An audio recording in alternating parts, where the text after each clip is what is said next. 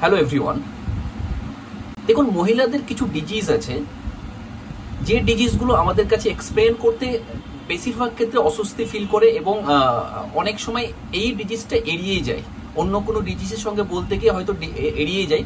যতক্ষণ না আমরা ডাক্তাররা কোয়েশ্চেন করেছি ততক্ষণ বলতে চাই না 90% মেয়েরা বা মহিলারা।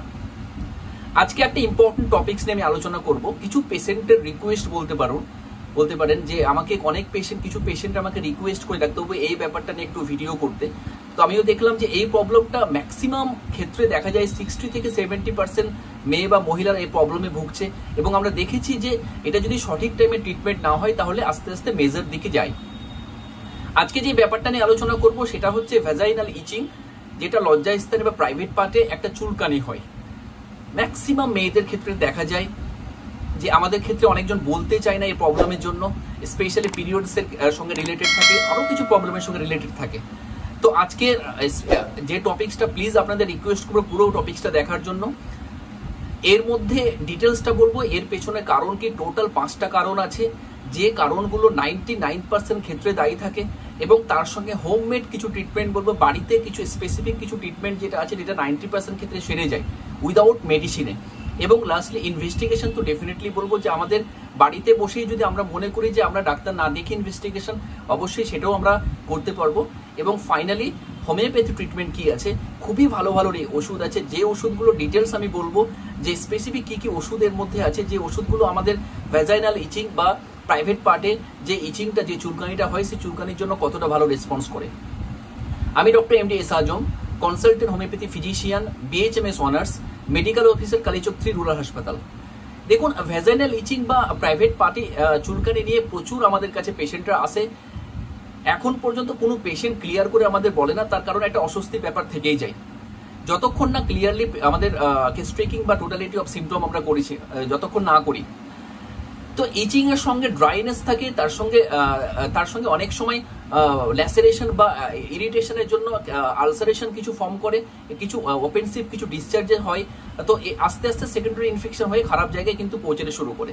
তো আমরা যদি সঠিক সময়ে যদি ট্রিটমেন্ট করি তাহলে এই প্রবলেমটা 100% কিন্তু সলিউশন করা যায়।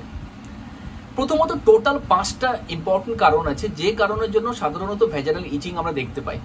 যে কারণের মধ্যে ইনফেকশন আছে, ইনফেকশনের মধ্যে কয়েকটা কারণ আছে। দ্বিতীয় হচ্ছে স্কিন ডিজিজ কিছু আছে, স্কিন ডিজিজের মধ্যে কিছু প্রবলেম আছে। 3 নাম্বার হচ্ছে অ্যালার্জিক কিছু রিয়াকশন বা ইরিটেশনের জন্য হচ্ছে, তার আন্ডারে কিছু কারণ আছে। এবং হরমোনাল কিছু চেঞ্জ আছে, তার আন্ডারে কিছু স্পেসিফিক কিছু কারণ আছে। এবং লাস্টলি আদার কিছু ফ্যাক্টর আছে, যে কারণগুলো মোস্টলি দেখা যায় 99% ক্ষেত্রে এই ভ্যাজাইনাল ইচিং বা প্রাইভেট পার্টে ইচিং এর জন্য সব থেকে বেশি দায়ী থাকে। প্রথম যে ইনফেকশন যেটা হচ্ছে, যে ইনফেকশন কি কি ইনফেকশনের জন্য ভ্যাজাইনাল ইচিং আমরা দেখতে পাই। প্রথম যেটা হচ্ছে ইস্ট ইনফেকশন। ইস্টটা কি একটা ক্যান্ডিডিয়াসিস ইনফেকশন বলতে পারেন, যেটা বেসিক্যালি কি হয়, যেটা আমাদের অনেক সময় রিং ওয়ার্ম টাইপের দেখবেন ইরাপশন হয়, গোল গোল চাকা চাকা ইরাপশন আমাদের শরীরে দেখা যায়। তো সেই ধরনের একটা ইনফেকশন আমাদের ভ্যাজাইনাল ক্যানেলে বা ভালভাতে আসে, সেটা একটা ইম্পর্টেন্ট কারণ থাকে। স্পেশালি ইস্ট ইনফেকশনের ভ্যাজাইনাতে তার জন্য ইচিং এবং বার্নিং একটা থাকে এবং একটা থিক হোয়াইট ডিসচার্জেস একটা থাকে। ম্যাক্সিমাম 90% ক্ষেত্রে ইস্ট ইনফেকশন, যেটা ক্যান্ডিডিয়াসিস বলা হয়, সেটা ইনফেকশনের জন্য vaginal itching is very very important, সেটার জন্য আমরা দেখতে পাই। এবং সঠিক সময়ে ট্রিটমেন্ট না করলে সেকেন্ডারি ইনফেকশন হয়ে সার্ভাইকাল রিজনে যেতে পারে, আস্তে আস্তে আরো খারাপ জায়গায় পৌঁছাতে পারে, ইভেন সার্ভাইকাল আলসারও হতে পারে বা ভ্যাজাইনাল আলসারও দেখা যায়। তো ইনফেকশনের মধ্যে ইস্ট ইনফেকশন যেটা ক্যান্ডিডিয়াসিস, সেটা ভেরি ভেরি ইম্পর্টেন্ট। দ্বিতীয় হচ্ছে ব্যাকটেরিয়াল একটা ভ্যাজাইনোসিস। তার মানেটা কি, একটা ব্যাকটেরিয়াল ইনফেকশন হচ্ছে ভ্যাজাইনাতে, তার জন্য কি হয়, স্পেসিফিক ব্যাকটেরিয়াল ইনফেকশনের জন্য একটা থিন গ্রে ডিসচার্জেস হয়, প্রচুর অফেন্সিভ ডিসচার্জ থাকে। এবং স্পেশালি এটা দেখা যায় আফটার মেলামেশার পরে, আফটার সেক্সুয়াল ইন্টারকোর্সের পরে বেসিক্যালি দেখা যায় ব্যাকটেরিয়াল ভ্যাজাইনোসিস স্পেশালি হয়। এবং এটা দেখা যায় অনেক সময় কি হয়, মেল সেক্সুয়াল অর্গান থেকে এটা ট্রান্সমিটেড হয়। 3 নম্বর যেটা হচ্ছে এসটিডি, সেক্সুয়াল ট্রান্সমিটেড ডিজিজ। দেখুন, আমরা মেয়েদের দেখা যায় বেসিক্যালি আফটার ম্যারেজ কিছু স্পেসিফিক ডিজিজ আমাদের ক্ষেত্রে আসে, বিবাহের পরে কিছু স্পেসিফিক ডিজিজ নিয়ে আসে, তার মধ্যে এসটিডি মোস্ট কমন একটা ইম্পর্টেন্ট ডিজিজ। এটা বেসিক্যালি হয় কি, ছেলেদের কাছ থেকে বেসিক্যালি এই প্রবলেমটা কিন্তু মেয়েদের ক্ষেত্রে যায়। তার কারণটা কি, এসটিডি সেক্সুয়াল ট্রান্সমিটেড ডিজিজটা একটা পার্টনার থেকে আরেকটা পার্টনারে কিন্তু ট্রান্সমিট হয়। এটা কিসের জন্য হয়, ক্যালামাইডিয়া একটা ইনফেকশনের জন্য, গোনোরিয়াল একটা ইনফেকশনের জন্য এই বেসিক্যালি এটা দেখা যায়, এর জন্য একটা ইচিং থাকে এবং আদার কিছু স্পেসিফিক কিছু সিমটম প্রেজেন্ট থাকে যেটা এসটিডির জন্য হয়। তাহলে দুটো ইনফেকশনের মধ্যে হচ্ছে তিনটে যেটা করলাম, একটা ইস্ট ইনফেকশন যেটা ক্যান্ডিডিয়াসিস, দুটো হচ্ছে ব্যাকটেরিয়াল ভেজাইনোসিস, 3 নম্বর হচ্ছে এসটিডি, 4 নম্বর হচ্ছে ভাইরাল ভেজাইনাইটিস। একটা ভাইরাল ইনফেকশন হচ্ছে ভেজাইনাতে, তার জন্য কি হয় স্পেসিফিক, তার জন্য একটা ভাইরাল ইনফেকশনের জন্য কি হয় স্পেসিফিক যে ইনফেকশনটা হয় ভাইরালের জন্য সেটা হচ্ছে হার্পিস সিমপ্লেক্স ভাইরাস, একটা ভেরি ইম্পর্টেন্ট একটা ভাইরাস। স্পেসিফিক ওর মধ্যে যদি হয় একটা ইচিং এবং পেনফুল থাকে এবং ফোস্কা টাইপের চারিদিকে একটা ইরাপশন থাকে। দেখবেন অনেক সময় আমাদের হাতে হয়তো পুড়ে গেলে যেটা ফোস্কা পড়ে যায়, লম্বা করে চারিদিকে ফোস্কার মতো থাকে around the vaginal reason.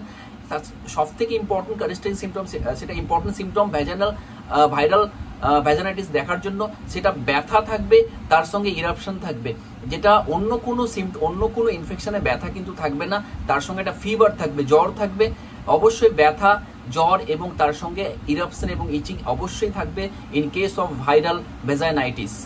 Very important, এটা যদি সঠিক সময়ে ট্রিটমেন্ট না হয় তাহলে আস্তে আস্তে আরো খারাপ জায়গায় কিন্তু পৌঁছাতে পারবে। 5 নম্বর হচ্ছে অ্যাট্রোফিক ভ্যাজাইনাইটিস। তার মানে এটা কি, অ্যাট্রোফিক ভ্যাজাইনাইটিস বেসিক্যালি দেখা যায় লেস অফ ইস্ট্রোজেন লেভেলটা কমে গেলে এটা দেখা যায়। স্পেশালি কোন সময়টা হয়, প্রি মেনোপজাল এজে এবং মেনোপজাল এজে স্পেশালি এটা দেখা যায়। এটার জন্য কি হয়, ভ্যাজানাল ড্রাইনেস হয়, একটা ইচিং হয় এবং পেন ডিউরিং সেক্সুয়াল ইন্টারকোর্সের সময় দেখা যায়। স্পেসিফিক ইস্ট্রোজেন লেভেলটা কমে যাওয়ার জন্য এটা দেখা যায় এবং মেনোপজাল রিজনেই কিন্তু বেশিরভাগ আমাদের কাছে অ্যাট্রোফিক ভ্যাজানাইটিস নিয়ে আমাদের কাছে মহিলারা আসে দেখাতে।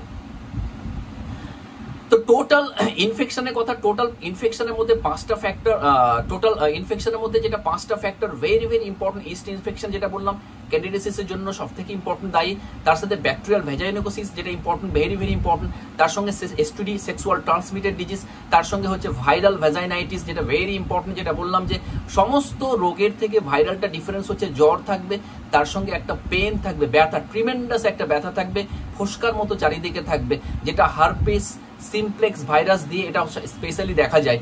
তারপরে কি অ্যাট্রোফিক ভ্যাজাইনাইটিস যেটা স্পেশালি মেনোপজাল রিজনে দেখা যায়, যেটা এস্ট্রোজেন লেভেলটা কমে যায় 40-এর পরে, এটা বেশিরভাগ দেখা যায় অ্যাট্রোফিক ভ্যাজাইনাইটিস নিয়ে। তো টোটাল ইনফেকশনের মধ্যে 5টা ফ্যাক্টরই কিন্তু দায়ী। 2 নম্বর হচ্ছে স্কিন ডিজিজ। স্কিন ডিজিজের মধ্যে কি দায়ী, এক্সিমা। এক্সিমা একটা ইম্পর্টেন্ট একটা রোগ, আমাদের বিভিন্ন শরীরে দেখা যায়, ম্যাক্সিমাম পেশেন্ট আমাদের কাছে নিয়ে আসে, কিন্তু ভ্যাজানের মধ্যে ভ্যাজানের চারিদিকে যে এক্সিমা এবং ভালভাতে এফেক্ট হয় তার জন্য এই প্রবলেমটা ইচিং এবং পেন তার সঙ্গে ইরাপশন কিন্তু থাকতে পারে। দ্বিতীয় হচ্ছে সোরিয়াসিস। সোরিয়াসিস একটা ট্রিমেন্ডাস রোগ, ভেরি টাফ টু কিওর, যেতে চাই না, আমাদের গোটা শরীরে বসে থাকে। সোরিয়াসিসের সব থেকে ইম্পর্টেন্ট চেনার উপায় হচ্ছে গোটা শরীরে হয় একটা কয়েনের মতো ইরাপশন দেখা যায়। কয়েন বলতে পয়সার মতো ইরাপশন গোটা শরীরে দেখা যায়। ঠিক সেরকম টাইপের একটা ক্রনিক ইনফ্লামেশন ভ্যাজানাতে থাকবে, একটা গোল চাকা টাইপের একটা ইরাপশন থাকবে এবং তার সাথে একটা পেন এবং ইচিং একটা থাকতে পারে ইন কেস অফ সোরিয়াসিসের সাথে। ইচিং, ট্রিমেন্ডাস ইচিং থাকবে, যে ইচিংটাকে বলা হয় প্লুরাইটাস ভ্যালভি, যেটা বলা হয় প্লুরাইটাস ভ্যালভি বলতে কি বলবো, যে ইচিংটা হচ্ছে একটা রিলিফ ইচিং। পেশেন্ট বলবে ডাক্তারবাবু চুল না, যতক্ষণ না চুলকাচ্ছি আমি রিলিফ পাচ্ছি না। ইচিং করলে কিন্তু আমাকে অনেকটা রিলিফ, অনেকটা স্বস্তি মনে হয় যেন আমি ইচিং করেই যাই এবং আস্তে আস্তে ব্লিডিং অবধি হতে থাকে। তো এটাই হচ্ছে সব থেকে important characteristic symptom of pruritus vulvae, যেটা সোরিয়াসিসের ক্ষেত্রে আমরা দেখতে পাই। 3 নম্বর হচ্ছে ইন্টারট্রিগো। ইন্টারট্রিগোটা স্পেশালি কেন হয়, এটা কন্টাক্ট ডার্মাটাইটিস বলতে পারেন। তার মানেটা কি, স্পেশালি এটা ফোল্ড অফ স্কিনে দেখা যায়। কাদের ক্ষেত্রে এটা স্পেশালি ফোল্ড অফ স্কিনে মোটিভেশন এবং অনেক সময় ফ্রিকশনের জন্য হয়। কাদের ক্ষেত্রে হয়, যারা একটু হেলদি থাকে, হয়তো যাদের একটু মোটাসোটা থাকে, লং টার্ম ধরে যারা হাঁটে, একটু ফ্রিকশন বা তার সাথে সাথে ময়েশ্চার সবসময় থাকে, যেটা হয়তো সবসময় ঘামে, তার জন্য ইন্টারট্রিগো এটা ফোড়ার মতো দেখা যায়, যেটার জন্য পাস ফরমেশন হয়, পুঁজ হয়। সেটার জন্য ভ্যাজানাল ক্যানেলে অনেক সময় দেখতে পাই আমরা যে ইন্টারট্রিগো, অনেক সময় অনেক পেশেন্ট আমাদের কাছে হিস্ট্রি নিয়ে আসে, কিন্তু অবশ্যই সেটার জন্য একটা হিস্ট্রি দেবে যে পেশেন্ট সেটা কিন্তু একটু মোটাসোটা থাকবে। আর সব থেকে ইম্পর্টেন্ট হচ্ছে একটা ফ্রিকশন এবং একটা প্রাইভেট পার্টে একটা প্রচুর ঘাম হতে পারে, ময়েশ্চার থাকতে পারে, তার জন্যই কিন্তু এই প্রবলেমটা কিন্তু আমাদের কাছে নিয়ে আসে। 4 নম্বর হচ্ছে কন্টাক্ট ডার্মাটাইটিস। কন্টাক্ট ডার্মাটাইটিস মানে কি, কোনো একটা জিনিসের ছোঁয়া লেগে স্কিন ইরাপশন হয়ে যাওয়া। এটা স্পেশালি কি ক্ষেত্রে হয়, দেখা যায় যে কোনো হয়তো সাবান জাতীয় জিনিস হয়তো প্রাইভেট পার্টি বা ভেজানাল কালিনা হয়তো অ্যাপ্লাই করেছে, তার জন্য অনেক সময় হতে পারে, বা ডিটারজেন্ট জাতীয় কিছু হয়তো অ্যাপ্লাই করেছে, তার জন্য অনেক সময় হতে পারে। সব থেকে ইম্পর্টেন্ট যেটা হচ্ছে মেনস্ট্রুয়াল প্যাড থেকে হয়, যেটা লোকাল প্যাড, আমরা অনেক সময় কিছু প্যাড আমরা ইউজ করি, তার জন্য হতে পারে। এবং সব থেকে গ্রামগঞ্জে যেটা হয় যে পিরিয়ডসের সময় যেটা কাপড় যারা নেয় তাদের ক্ষেত্রে সব থেকে বেশি ইম্পর্টেন্ট হওয়ার চান্সটা, কারণ হাইজিন ঠিকঠাক করে মেনটেন হয় না, এতে কন্টাক্ট ডার্মাটাইটিস হয়। এবং ভেরি ইম্পর্টেন্ট কিছু সিনথেটিক ক্লথ ইউজ করে, স্পেশালি আন্ডারওয়্যারটা পরার জন্য অনেকজন ইউজ করে, সেটা একটা ভেরি ইম্পর্টেন্ট কন্টাক্ট ডার্মাটাইটিস আসার জন্য। তো কন্টাক্ট ডার্মাটাইটিস ভেরি ইম্পর্টেন্ট একটা ফ্যাক্টর বলতে পারেন ভ্যাজানাল ইচিং বা প্রাইভেট পার্টে ইচিং এর জন্য। তাহলে দুটো ফ্যাক্টর আমি আলোচনা করলাম, একটা ইনফেকশনের মধ্যে 5টা ফ্যাক্টর আলোচনা করলাম, এবং স্কিনের মধ্যে 4টে ফ্যাক্টর। কি কি? এক্সিমা একটা ফ্যাক্টর, সোরিয়াসিস একটা ফ্যাক্টর, কন্ট্রাক্ট ডার্মাটাইটিস একটা ফ্যাক্টর, এবং অবশ্যই ইন্টারট্রিগো একটা ফ্যাক্টর। 4টে ফ্যাক্টর ভেরি ভেরি ইম্পর্টেন্ট এই ভ্যাজানাল ইচিং এর জন্য। এবার 3 নম্বর হচ্ছে অ্যালার্জিক এবং ইরিটেশন, অ্যালার্জিক কিছু রিয়াকশনের জন্য ভেরি ইম্পর্টেন্ট। অ্যালার্জিক বলছে যে কিছু আমরা হয়তো ইউজ করি হাইজিন মেনটেনের জন্য, কিছু পারফিউম জাতীয় কিছু অ্যালার্জিক, অনেকজন ইরিটেশন বা ডিটারজেন্ট জাতীয় ইউজ করি, তাদের ক্ষেত্রেও অনেক সময় ভ্যাজানাল ইচিং বা ভ্যাজানাল ভালভা ইচিং কিন্তু অনেক সময় দেখা যায়। তো অ্যালার্জিক কিছু রিয়াকশনের জন্য আমরা দেখতে পারি। ইরিটেশন কি হচ্ছে? অনেকজন টয়লেট পেপার ইউজ করে ইরিটেশনের জন্য, বা ক্লথিং বা আন্ডারওয়্যার যেটা ইরিটেট করে, যেটা সিনথেটিক বা ব্যাড ক্লথ বা লং টাইম ধরে একটা ক্লথ হয়তো ইউজ করছে, আমরা প্রতিদিন হয়তো আন্ডারওয়্যার হয়তো সবসময় হয়তো আন্ডারওয়্যার পরে থাকছে, সেটার জন্য কিন্তু অনেক সময় ইরিটেশন জন্য অনেক সময় পেশেন্ট আমাদের কাছে হিস্ট্রি নিয়ে আসে। আদার কিছু ম্যাটেরিয়াল স্পেশালি ইউজেস, যে আদার কিছু ফ্যাক্টরের মধ্যে যেটা কি হচ্ছে যে একটা অ্যালার্জিক রিয়াকশন, যেটা স্পেশালি পার্টনারদের ক্ষেত্রে, বোথ সেক্স পার্টনারদের ক্ষেত্রে দেখা যায় যে অনেক সময় মেলামেশার সময় মেল পার্টনার যখন কন্ডোম ইউজ করে, সেটার জন্য ইরিটেশনের জন্য অনেক সময় ভ্যাজানাল ইরিটেশন বা ভ্যাজানাল ইচিং কিন্তু ম্যাক্সিমাম পেশেন্ট আমাদের কাছে নিয়ে আসে। যে অনেক সময় দেখা যায় যে হয়তো এক্সপায়ার হয়ে গেছে বা লোকাল কিছু হয়তো ইউজ করছে, তার জন্যই অনেক সময় হিস্ট্রি আমাদেরকে দেয় ভ্যাজানাল ইচিং বা ভ্যাজানাল ইরিটেশনের জন্য অনেক সময় হিস্ট্রি আমাদেরকে দেয় কন্ট্যাক্ট, যেটা হচ্ছে যে মেল পার্টনারের ক্ষেত্রে অনেক সময় আসে। তো এই একটা ফ্যাক্টর, যেটা ইম্পর্টেন্ট ফ্যাক্টর, যেটা ভেরি ভেরি ইম্পর্টেন্ট আমাদের ক্ষেত্রে দেখতে পাওয়া যায়। কেমিক্যালের মধ্যে কি কিছু সব বা ডিটারজেন্ট বা হাইজিন কিছু স্প্রে অনেকজন করে, তার জন্য অনেক সময় দেখতে পাওয়া যায়। তাহলে টোটাল হচ্ছে যে অ্যালার্জিক রিয়াকশনের জন্য যেটা আলোচনা করলাম 4টে ফ্যাক্টর, যেটা অ্যালার্জিক ফ্যাক্টর একটা ইম্পর্টেন্ট, যে ডিটারজেন্ট বা পারফিউম, ইরিটেশন একটা ইম্পর্টেন্ট ফ্যাক্টর, আদার কিছু ম্যাটেরিয়াল যেমন specially uses mail partner condom ইউজের জন্য অনেক সময় হতে পারে, তার সাথে কেমিক্যাল কিছু ফ্যাক্টর থাকে, যেটার জন্য স্পেসিফিক দেখা যায় যে এই ইরিটেশন বা ইচিং, ভ্যাজানাল ইচিং কিন্তু ম্যাক্সিমাম ক্ষেত্রে আমরা দেখতে পাই। তো টোটাল 3টে ফ্যাক্টর নিয়ে আলোচনা করলাম। একটা ইনফেকশনের আন্ডারে 5টা ফ্যাক্টর, অ্যালার্জিক আন্ডারে 4টে ফ্যাক্টর, স্কিন ডিজিজের আন্ডারে 4টে ফ্যাক্টর, এবং অ্যালার্জিক রিয়াকশন আন্ডারে 4টে ফ্যাক্টর নিয়ে আলোচনা করলাম। এবার 4 নম্বর হচ্ছে হরমোনাল চেঞ্জেসের কিছু কারণে অনেক সময় দেখা যায়। হরমোনাল কি কি চেঞ্জেস আমাদের দেখা যায়? স্পেশালি প্রথম যে হরমোনাল চেঞ্জ হয় ডিউরিং প্রেগনেন্সি, 99% মহিলার ক্ষেত্রে প্রেগনেন্সির সময় ভ্যাজানাল ইচিং মাস্ট অবশ্যই হয়, এবং আমরা দেখেছি যে দেখা যায় ওই সময়ে কিন্তু কোনো রকম ভাবে মেডিসিন আমরা না ইউজ করলে ভালো, এক্সটার্নাল কিছু অ্যাপ্লিকেশন মেডিসিন আমাদের দেওয়া হয়, কারণ যদি আমি হাই লেভেলের ওষুধ ইউজ করি তাহলে বাচ্চার ক্ষেত্রেও প্রবলেম আসতে পারে। প্রেগনেন্সির সময় ভেরি ইম্পর্টেন্ট ভ্যাজানাল ইচিং দেখা যায়, তার কারণটা হচ্ছে হরমোনাল প্রচুর চেঞ্জ আসে, ওই জন্য এই প্রবলেমটা কিন্তু হয়। দ্বিতীয় যেটা ইম্পর্টেন্ট হচ্ছে একটা মেনোপজাল এজে একটা হয়, কারণ ইস্ট্রোজেন লেভেলটা কমে যায়, ইস্ট্রোজেন লেভেল কমে যাওয়ার জন্য কিন্তু অনেক সময় এই প্রবলেমটা হয়, যেহেতু হরমোনাল ডিসব্যালেন্স হয়, তার জন্য একটা ইম্পর্টেন্ট ফ্যাক্টর হয়। 3 নম্বর হচ্ছে during lactation period. Lactation period মানে ব্রেস্ট ফিডিং এর সময় মাদের কিছু হরমোনাল চেঞ্জ আসে, তার জন্য ভ্যাজানাল একটা ইচিং বা ভালভা ইচিং বা ইরিটেশন একটা থাকে কনস্ট্যান্টলি, যতদিন ব্রেস্ট ফিডিং করায় ততদিনে এই প্রবলেমটা কিন্তু দেখা যায়, কারণ তার মধ্যে অক্সিটোসিন বা প্রোল্যাক্টিন লেভেলটা বাড়া যায়। তো এই সময় কিন্তু ভ্যাজানাল ইচিং বা ভ্যাজানাল ইরিটেশন কিন্তু আমরা দেখতে পাই। তারপরে কি একটা ভেরি ইম্পর্টেন্ট হচ্ছে OCP pill uses, oral contraceptive pill. Oral contraceptive পিলটা ইউজ করা হয়, তার মধ্যে একটা হরমোনাল ডিসব্যালেন্স, হরমোনাল একটা থাকে ডিসব্যালেন্স, যেটা কারণে প্রোজেস্টেরন লেভেলটা বেশি থাকে, এবং এই জন্য কি হয়, এটা খাওয়ার জন্য আমাদের সাধারণত কনসিভ করে না। তো এটাও একটা হরমোনাল চেঞ্জ আছে, এবং যারা ওসিপি খায়, পিল খায় যারা, তাদের ক্ষেত্রেও আমরা ভ্যাজানাল ইচিং বা ভ্যাজানাল ইরিটেশন বা ভ্যাজানাল কিছু ইরাপশন আমরা দেখতে পাই, যেটার জন্য কিন্তু এই প্রবলেমটাও জন্য ইম্পর্টেন্ট দায়ী বলতে পারেন। ওসিপি একটা ইম্পর্টেন্ট ফ্যাক্টর। তার সাথে কি হলো, একটা মেনস্ট্রুয়াল সাইকেল, একটা ভেরি ইম্পর্টেন্ট হরমোনাল চেঞ্জ থাকে বিফোর মেনস্ট্রুয়েশন এবং ডিউরিং মেনস্ট্রুয়েশন। আমাদের ম্যাক্সিমাম মেয়েরা আমাদের কাছে বলে ডাক্তারবাবু যে মাসিকের আগে এবং মাসিকের সময় প্রচন্ড ভ্যাজিনাল ইচিং আমরা দেখতে পাই, এটার জন্য অবশ্যই একটা হরমোনাল চেঞ্জ এবং তার সাথে সাথে একটা যেহেতু কন্ট্যাক্ট, একটা প্যাড কনস্ট্যান্টলি থাকছে, একটা কন্ট্যাক্ট ডার্মাটাইটিস একটা কনস্ট্যান্টলি হচ্ছে, তার জন্য একটা ইম্পর্টেন্ট ফ্যাক্টর কিন্তু ভ্যাজিনাল ইচিং বা ভ্যাজিনাল ইরিটেশন আমরা দেখতে পাই। লাস্টলি ভেরি ইম্পর্টেন্ট ফ্যাক্টর, আদার কিছু ফ্যাক্টর আছে, তার মধ্যে কি কি হচ্ছে, ডায়াবেটিস একটা ফ্যাক্টর বলতে পারেন, যার থাইরয়েড কিছু হাইপোথাইরয়েডিজম বা থাইরয়েড কিছু ডিজিজ যদি থাকে তার জন্য এই সমস্যা অনেক সময় আসে। আর্টিক্যারিয়াল কিছু ইরেপশন আসে যে যার জন্য এই অনেক সময় ইচিং বা দেখতে পাওয়া যায়। তো টোটাল 5টা ফ্যাক্টর নিয়ে আলোচনা করলাম, যেটার ক্ষেত্রে 99% ক্ষেত্রে ভ্যাজিনাল ইচিং বা ভ্যাজিনাল ইরিটেশন আমরা দেখতে পাই। প্রথম যেটা নিয়ে আলোচনা করলাম ইনফেকশনের 4টে ফ্যাক্টর, তারপরে স্কিন ডিজিজ তার এগেনস্টে 4টে ফ্যাক্টর, তারপরে অ্যালার্জিক কিছু রিয়াকশন তার এগেনস্টে 4টে ফ্যাক্টর, তারপরে হরমোনাল চেঞ্জেসের মধ্যে 4টে ফ্যাক্টর এবং আদার ফ্যাক্টরের মধ্যে 2টো ফ্যাক্টর, 3টে ফ্যাক্টর নিয়ে আলোচনা করলাম, যেটা ভেরি ইম্পর্টেন্ট কারণ এই ভ্যাজিনাল ইচিং বা প্রাইভেট পার্টে চুলকানির জন্য। এবার ইনভেস্টিগেশন আমি কি কি করব, কি যেই প্রবলেম যদি আমাদের কাছে রুগীরা নিয়ে আসে, স্পেশালি কি ইনভেস্টিগেশন আমি একটা করতে পারি। প্রথমে ভালভুলার একটা এক্সামিনেশন করা যেতে পারে, লোকাল যে কোনো রকম ইরাপশন আসছে নাকি অনেক, তারপরে আমরা কালচার একটা করতে পারি, যে ফ্লুইডটা বেরোচ্ছে বা যে ডিসচার্জ হচ্ছে তার কালচার করতে পারি, যে এটার ফাঙ্গাল কোনো ইনফেকশন হচ্ছে বা ব্যাকটেরিয়াল কোনো ইনফেকশন আছে না ভাইরাল কিছু ইনফেকশন, সেটা জানার জন্য আমরা করতে পারি। তারপরে একটা ব্লাড আমি অবশ্যই একটা ব্লাড সুগার আমি দেখতে পারি ডায়াবেটিক আছে নাকি, একটা থাইরয়েড প্রোফাইল আমি করতে পারি যে থাইরয়েড লেভেলটা কিরকম আছে, হাইপোথাইরয়েডিজম কিছু আছে নাকি, সেটাও কিন্তু আমি করে দেখে নিতে পারি যে কি অবস্থায় আছে। তারপর একটা অ্যালার্জিক টেস্ট আমি করতে পারি যে অ্যালার্জিক কোনো রিয়াকশন হচ্ছে নাকি, আরো আমি কনফার্ম হওয়ার জন্য অ্যালার্জিক টেস্ট আমি করতে পারি। লাস্টলি একটা ইউএসজি লোয়ার অ্যাবডোমেন আমি করে আমি ইউটেরাসের কন্ডিশন এবং সার্ভিক্সের কন্ডিশন দেখতে পারি যে কোনো একটা সেকেন্ডারি কোনো ইনফেকশন আসছে নাকি, আমি আরো কনফার্ম হওয়ার জন্য দেখতে পারি। তো এটাই হচ্ছে টোটাল ইনভেস্টিগেশন পুরো ব্যাপারটা জানার জন্য। এবং হোমমেড ট্রিটমেন্টটা কি, বাড়িতে আমরা কি ট্রিটমেন্ট দিতে পারি, বাড়িতে কি অ্যাডভাইস করতে পারি এই প্রবলেমটা যাওয়ার জন্য। প্রথম যে ইম্পর্টেন্ট, একটা যদি কনস্ট্যান্টলি এরকম একটা ইচিং হয়, প্রথমে একটা রানিং ওয়াটারের প্রাইভেট পাথকে কনস্ট্যান্টলি একটা অন্তত আমরা একটা ধুতে বলবো, যে একটা নর্মাল অবশ্যই কিন্তু সাবান দিয়ে আমরা চেষ্টা করবো না ধোয়ার জন্য, তার জন্য স্পেসিফিক কিছু হাইজিন প্রাইভেট পার্ট ধোয়ার জন্য অনেক কিছু আমাদের বাজারে উঠেছে, প্রচুর বাজারে পাওয়া যায়, যেমন ভি ওয়াশ একটা বলতে পারেন এক্সাম্পল, সেরকম টাইপের একটা করতে পারে, তার মধ্যে পিএইচ ব্যালেন্স ঠিক থাকে এবং তার সাথে সাথে হাইজিন মেনটেন ঠিক থাকতে হয়। তো সেগুলো আমরা একটা লিকুইড বা একটা আমরা ইউজ করতে পারি প্রাইভেট পার্টকে কিন্তু ওয়াশ করার জন্য। এতে কিন্তু যদি কোনো এক্সটার্নাল কিছু ইনফেকশন বা থাকে তাতে অনেক সময় ক্লিন হয়, এটা প্রবলেম কিন্তু চলে যায়।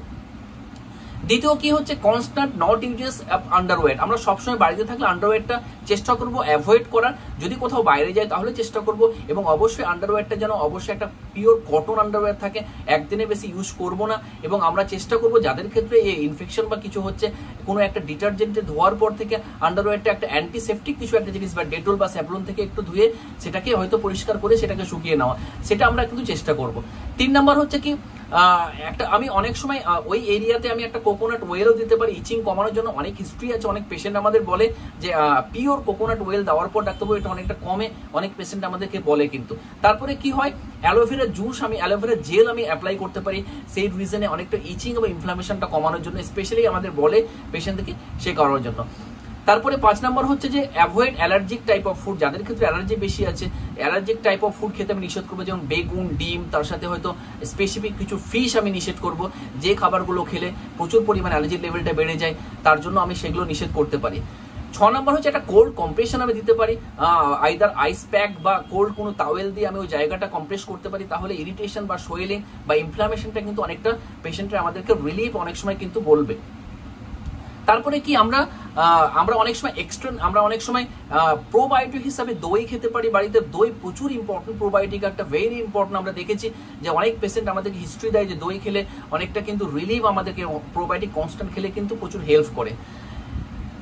8 নাম্বার হচ্ছে ইস্ট্রোজেন লেভেল বাড়ানোর জন্য কিছু স্পেসিফিক ফুড আছে, যে ফুডগুলো যদি আমরা খাই তাহলে ইস্ট্রোজেন লেভেল যদি বাড়ে তাতে কি হয়, ভ্যাজানাল ড্রাইনেসটা কমবে। ভ্যাজানাল ড্রাইনেসটা যদি কমে তাহলে অবশ্যই আস্তে আস্তে ইরিটেশন বা ইচিংটা কিন্তু কমে যায়। স্পেশালি আমরা বলবো মেনোপজাল রিজনে বা প্রিমেনোপজাল রিজনে যাদের ক্ষেত্রে ইস্ট্রোজেন লেভেলটা কমে যাচ্ছে তাদেরকে ইস্ট্রোজেন জাতীয় ফুড আমরা খেতে বলবো। যেমন কোন খাবারে ইস্ট্রোজেন বেশি আছে, যেমন চিয়া সিডস, সানফ্লাওয়ার কিছু সিডস, তার সাথে ফ্রুটস জাতীয় কিছু যে স্পেশালি সাইট্রাস টাইপের ফ্রুটস আমি খেতে বলবো, তার সাথে আলমন্ড আমি খেতে বলতে পারি। এইসব খাবারে প্রচুর পরিমাণে প্রচুর পরিমাণে এস্ট্রোজেন আছে এবং প্রচুর হেল্পফুল ইন কেস এই ড্রাইনেসটা কমানোর জন্য। এবং এস্ট্রোজেন লেভেল যদি ঠিক থাকে ড্রাইনেসটা কিন্তু কম হবে, ময়েশ্চার বেশি থাকবে, এতে এতে কিন্তু ইচিং লেভেলটা কিন্তু কমবে। তো এস্ট্রোজেন জাতীয় খাবার কিন্তু আমি অ্যাডভাইস করতে পারি। তো টোটাল হোমমেড ট্রিটমেন্টের কথা যেটা বললাম ভেরি ইম্পর্টেন্ট, আমরা যদি এটা অ্যাডভাইস করি তাহলে খুবই ভালো হবে। পরে আমরা কি করতে পারি, আরও আমরা এস্ট্রোজেন লেভেলটা আরও বেশি হতে পারে। স্পেশালি গ্রিন টিতে প্রচুর পরিমাণে অ্যান্টিঅক্সিডেন্ট আছে, অ্যান্টি ইনফ্লামেটরি, যেটা প্রচুর হেল্পফুল গ্রিন টি। আমি আদা টি খেতে পারি, প্রচুর হেল্পফুল। সকালে উঠে রসুন খেতে পারি, রসুনের প্রচুর পরিমাণে অ্যান্টিঅক্সিডেন্ট আছে, প্রচুর এস্ট্রোজেন লেভেলটা বাড়ায়, প্রচুর হেল্প করে। যদি আমরা থাকে ড্রাইনেসটা প্রচুর কমবে, তাহলে প্রচুর আমাদের যদি এই খাবারগুলো খায় তাহলে অবশ্যই ইরিটেশন বা ভ্যাজিনাল ইচিংটা কিন্তু আমাদের কমবে। তার কারণটা হচ্ছে এর মধ্যে এস্ট্রোজেন লেভেলটা কম থাকে। আমাদের আলটিমেট মিশন থাকবে যে তার ইচিং লেভেলটা কমানো হোক, তার সাথে সাথে ইরিটেশনটা কমায়। তার জন্য প্রধান যে জিনিসটা করতে হবে পরিষ্কার রাখা, ক্লিন রাখা, এবং অবশ্যই ডিটারজেন্ট দিয়ে নয়।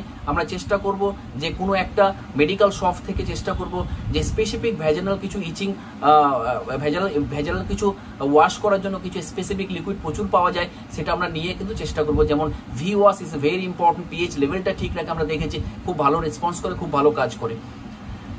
Lastly very important homeopathy treatment. According to homeopathy vaginal irritation বা ভ্যাজিনাল ইচিং একটা সাইকোটিক মায়াজম কভার করে। দেখুন হোমিওপ্যাথিতে এত ভালো ভালো ওষুধ আছে, আমি যত মেডিসিন আমার পেশেন্টকে দিয়েছি 90% 95% ক্ষেত্রে 100% পুরোপুরি চলে গেছে। কিছু স্পেসিফিক কেস যেতে চাই না, কিন্তু 95% ক্ষেত্রে কিন্তু সম্পূর্ণ সেরে যায়। স্ট্রেকিং তো প্রয়োজন হয়, টোটালিটি প্রয়োজন হয়, কিন্তু যে সব ওষুধগুলো আমাদের ক্ষেত্রে সব থেকে বেশি আসে সেই কয়েকটা ওষুধের নাম আমি বলবো, পোটেন্সি তার সাথে বলবো। কিন্তু অবশ্যই এই ওষুধগুলো আপনারা ট্রাই করতে পারেন, কিন্তু একটু ডাক্তারের কনসার্ন দিলে সব থেকে বেশি ভালো হয়। যেমন প্রথম যে ইম্পর্টেন্ট ওষুধ সেটা হচ্ছে creosote. Creosote is very important, একটা বলতে পারেন যে সব থেকে দারুণ রেসপন্স করে ক্রিওজোট আমাদের ক্ষেত্রে। তারপরে কি সিপিয়া খুব ভালো রেসপন্স করে ক্রিওজোটের ক্ষেত্রে। যদি কোনো আলসারেশন হয় তবু ভালো করে, সিপিয়া খুব ভালো রেসপন্স, খুব ভালো medicine in case of vaginal itching বা ভ্যাজিনাল ইরিটেশনের জন্য। 3 নম্বর আমরা ক্যালাডিয়াম, খুবই ভালো রেসপন্স। আমরা যতজন ডাক্তার জানি caladium is good drug, good medicine, আমরা ভালো রেসপন্স করে। পালসিটিলা খুব ভালো রেসপন্স করে। পালসিটিলা যদি আমরা দেখেছি যে ম্যাক্সিমাম ক্ষেত্রে পালসিটিলা খুব ভালো কাজ করে। Sulphur excellent medicine, not only vaginal irritation, vaginal infection, পুরো হোল বডি ইনফেকশন বা ইরিটেশন বা স্কিনের প্রবলেমের জন্য খুব ভালো রেসপন্স করে। গ্রাফাইটিস খুব ভালো রেসপন্স করে, দারুণ রেসপন্স করে। এবং লাস্টলি একটা কথা বলবো যে আমরা যেটা ওয়াশ, ভ্যাজিনাল ওয়াশের জন্য আমরা যদি বলতে পারি তাহলে সব থেকে ভালো, আপনি যদি মনে করেন এক্সটার্নাল অ্যাপ্লিকেশনের জন্য ভি ওয়াশ না নিয়ে আপনি ক্যালেন্ডুলা লোশন নিতে পারেন। ক্যালেন্ডুলা মাদার দিয়ে আপনি প্লেন হালকা উষ্ণ গরম জলে যদি একটু 10/1 মানে 1 ছিপি যদি ক্যালেন্ডুলা দেওয়া হয় 10 ছিপি জল দিয়ে সেই জায়গাটা যদি ওয়াশ করে তাহলে দারুণ রেসপন্স করে। ক্যালেন্ডুলা মাদার বা ক্যালেন্ডুলা লোশন যদি আপনি নেন তাহলে খুবই ভালো রেসপন্স আমরা দেখতে পাই। এবং ইস্ট ইনফেকশনের জন্য বলতে পারেন মনেলিয়া অ্যালবিকান্স বলে একটা নোসোর্স আছে, যে নোসোর্স খুবই ভালো রেসপন্স করে। স্পেশালি ইস্ট ইনফেকশনের জন্য আমরা দেখেছি দারুণ রেসপন্স করে। তো টোটাল যে ওষুধগুলোর কথা বললাম সেই মেডিসিনগুলো এক্সেলেন্ট মেডিসিন, আমরা দেখেছি খুব ভালো রেসপন্স করে। ইনকেস অফ হোমিওপ্যাথিতে আমরা যদি খাই তাহলে অবশ্যই লোয়ার পোটেন্সি আমরা ইউজ করতে পারি। অবশ্যই একটা খাওয়ার আগে একটা কোয়ালিফাইড ডক্টরের সঙ্গে কনসাল্ট করে খেলে সব থেকে বেশি ভালো হয়। তো ভ্যাজিনাল ইচিং, ভ্যাজিনাল ইরিটেশন একটা বিভৎস বাজে প্রবলেম, এবং আমরা দেখেছি যে যদি ঠিকঠাক করে ট্রিটমেন্ট না হয় তাহলে সেকেন্ডারি ইনফেকশন হতে পারে। আশা করছি এই ভিডিওটাতে সবাই উপকার হবে। যাদের যাদের প্রবলেম আছে ভালো লাগলে লাইক, সাবস্ক্রাইব, তার সাথে শেয়ার এবং কমেন্ট করুন, এবং অবশ্যই সবার যাদের যাদের মধ্যে আছে শেয়ার করুন। আমি চেষ্টা করব নেক্সট আরও কিছু ভালো ভিডিও নেওয়ার জন্য। পুরো ভিডিও দেখার জন্য সবাইকে ধন্যবাদ। সবাই ভালো থাকুন, সুস্থ থাকুন, সবাই এক্সারসাইজ করুন, অবশ্যই হেলদি ডায়েট মেনটেন করে চলুন।